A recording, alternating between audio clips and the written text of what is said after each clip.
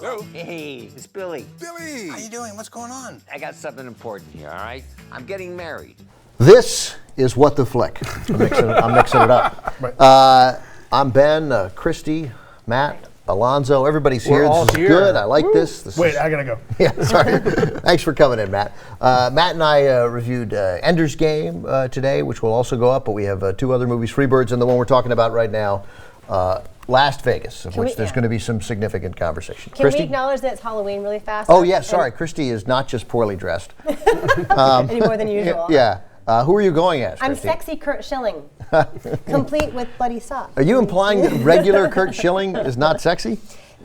I think, maybe a long time ago when he pitched for the Diamondbacks, Maybe. there might have been some vague sexiness in that mullet of his. Right, but long time ago. But then he became kind of bloated Kurt Schilling. Yes. I'm going I'm as bringing it less back. sexy Paul Giamatti. Did you possible? donate money to Bush's re-election campaign? No, I did not, okay. nor do I owe the state of Rhode Island $30 million.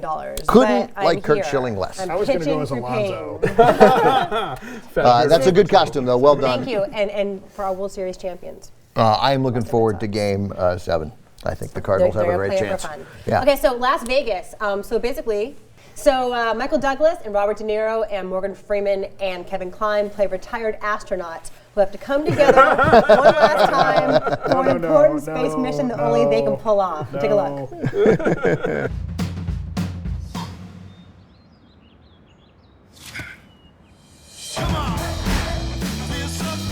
one of you is Sam Harris? You guys, the best thing ever happened to me. Tonight, we're gonna party like it's 1959. Bring out the... That's what it is, though, right? Or it's like the hangover. It's like geriatric hangover. A grumpy old hangover is what I called it in my review. This movie, the four of them are super charming and fun to watch, and they basically fireman's carry this movie to the extent that they can. But this is so, you have to wonder, are there really this few scripts out there that actors this good have to phone it in with this junk? This movie is junk. But what you said there is wrong, and I think you contradicted yourself a little bit, because the script might not be great, but they definitely didn't phone it in. They elevated it. They do what they can, but I think what they can only takes the movie so far. I mean, yeah, if you just want to see these guys exist and be in a movie together and interact, then yeah, fine. But if you wanted to see them actually be in a movie where the movie was funny or meant anything, then this is not funny and it doesn't mean anything. I will admit, and you guys can attest to this because you were sitting on either side of me, we all laughed out loud legitimately a good solid 6 to 10 times, I would say. Maybe I should have gone with y'all then. It was funny. I mean, it's not funny all the time. Right, the second act of this movie is great. Right, once they all get together in Vegas, it's really funny. It's so forced and so hackneyed and so painful, all of the stuff in the first act to get them together. But once they're there and they start to loosen up, it starts to get pretty funny, and there are some really legit laughs. Now, yes, there's some weakness in the script, but these guys can transcend it.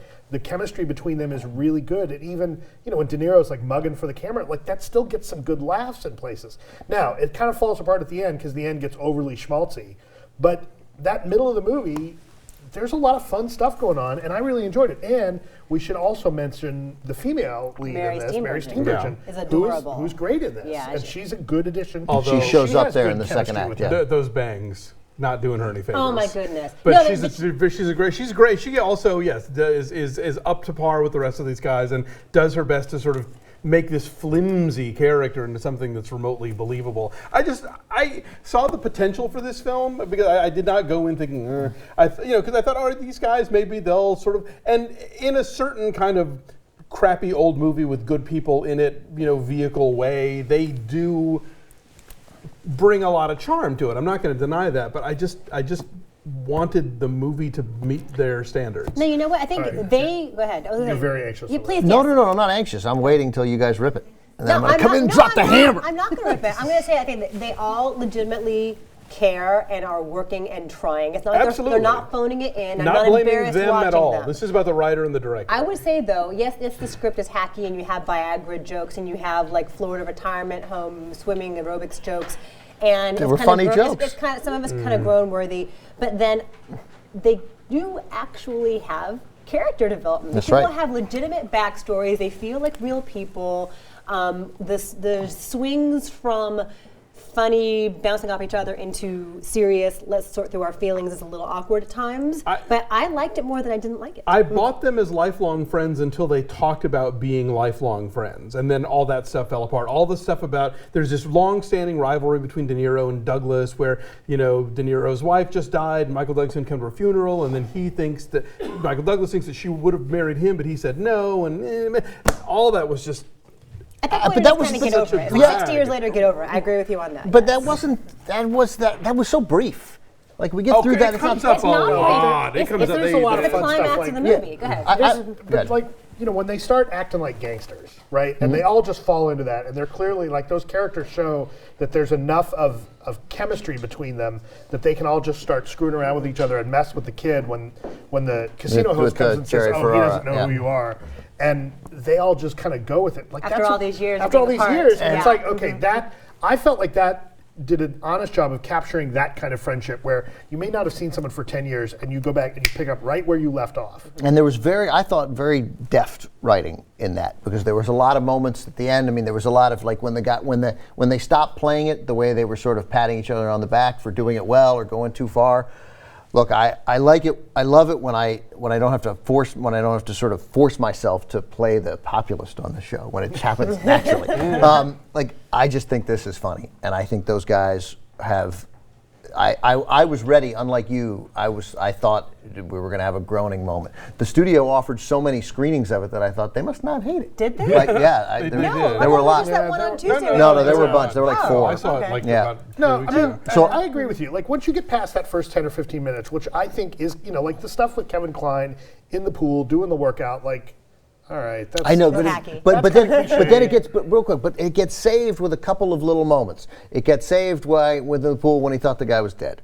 Like, when they're doing the aerobics, but like his attitude, and then when his wife says, "Your attitude is exhausting me." Okay, all right, and I love that, but then I can't talk about it without getting into spoilers. But that gets completely ruined by the end of the movie. I loved the setup there. I thought, great, Joanna Gleason. I love her. Yeah. She shows up for a couple of scenes, and they set the movie down a road that seems like it's going to be smarter than a movie like this would do. And then, of course, they completely chicken out of it. And that was one of the things that really bugged me about that. We're going to try not to spoil it. You didn't think the scene that brought back that wonderful scene at the airport where she says, "Hey, I'd like you to, I got it. You don't like living in Florida, but you're bringing me down. And you're a great guy, and I miss that guy. Yeah. So go to Vegas and have fun." You think the scene that brings that back ruined that first scene?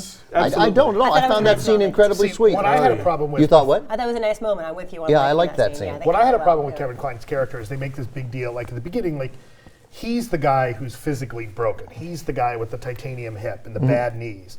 And the minute she drives away, he's dancing around. I'm like, no. There's no way that's okay with that. No, character. I expect. But when he started dancing, I thought we were going to get a fairly lame. Like he was like, and then he was going to be like, "Oh, Jesus Christ!" Right. But a guy who's been through that, like, doesn't act that way, right? And so, like, that's why I feel like there's sometimes where the guys transcend the material, the actors do, but they're not necessarily, and partly because they're not paying attention to it. You can't limit a guy like Kevin Kline to playing someone who is all but crippled, who's had that level of surgery at that age, and by necessity has to move that slow, or not slow, has to be careful about what he's doing. To see him, because that's not the only time he does that. Like he moves very. They sort of forget it. Yeah, right, they sort of forget that. I do love that there is a Morgan Freeman dance sequence in this movie. Oh my God, Morgan Freeman's drunken rant is hilarious. More of that. That's the best part of the whole movie. Morgan Freeman's Red Bull and vodka. That was really that was so funny. That was so great. God, he was good, man. And then I was a little disappointed. Also, Romany Malco, really funny. They don't do anything. Yeah, they don't do anything with him.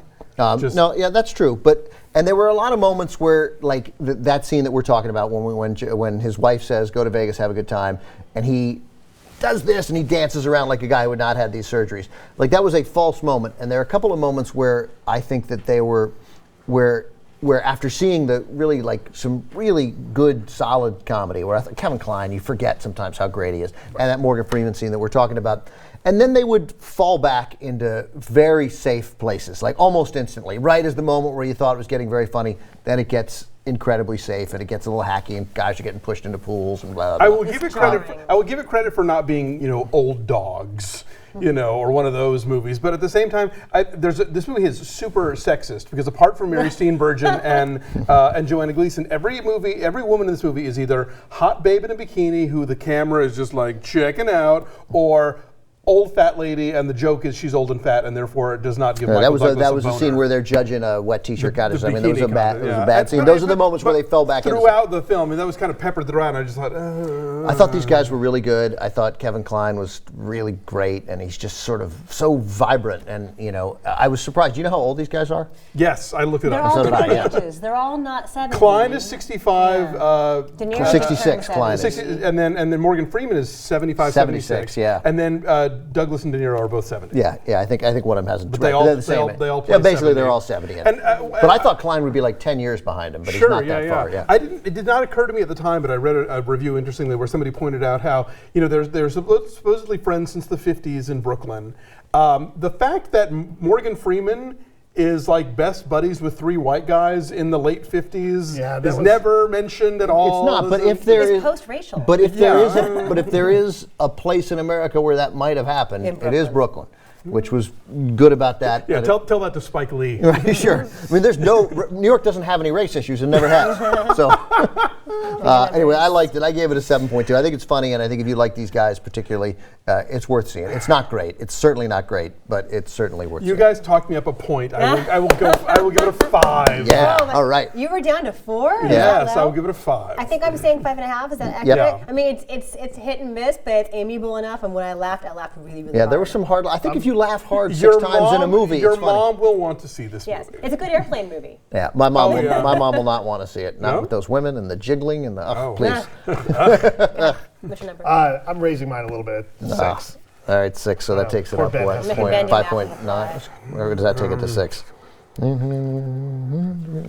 We'll say it's This is great video. Fine. 6. It pulls it up to a 6. I can't do it under the pressure.